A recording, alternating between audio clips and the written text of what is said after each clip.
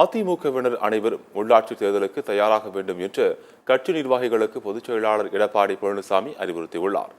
தமிழகத்தில் நடந்து முடிந்த நாடாளுமன்ற தேர்தலில் அதிமுக கூட்டணி 39 தொகுதிகளிலும் தோல்வியடைந்தது.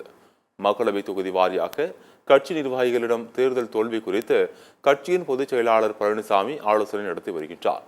இன்று தென்காசி மற்றும் ஈரோடு தொகுதிகளைச் சேர்ந்த மாவட்ட செயலாளர்கள் உட்கட்சி நிர்வாகிகளை மற்றும் வேட்பாளர்களுடன் தற்போது ஆலோசனை நடத்தினார். அப்போது பேசிய அதிமுக நிர்வாகிகள் இந்த தேர்தலில் கூட்டணி பலமாக இல்லாததால் அதிக வாக்குகளை பெற முடியவில்லை என்று தங்களால் முடிந்தவரை கூட்டணி கட்சி வேட்பாளர்களுக்காக பாடுபட்டு உழைத்தோம் என்றும் தெரிவித்ததாக கூறப்படுகின்றது. பின்னர் பேசிய எடப்பாடி பழனிசாமி அதிமுகவினர் அனைவரும் விரைவில் நடைபெறவுள்ள உள்ளாட்சி தேர்தலுக்கு தயாராக வேண்டும் என்றும் அதற்காக கட்சியில் அதிக அளவில் இளைஞர்களை சேர்க்க வேண்டும் எனவும் தெரிவித்தார். இளைஞர்களுக்கு முக்கிய பொறுப்புகளை வழங்கி கட்சியை பலப்படுத்த வேண்டும் எனவும் எடப்பாடி பழனிசாமி அறிவுறுத்தியதாக கூறப்படுகின்றது.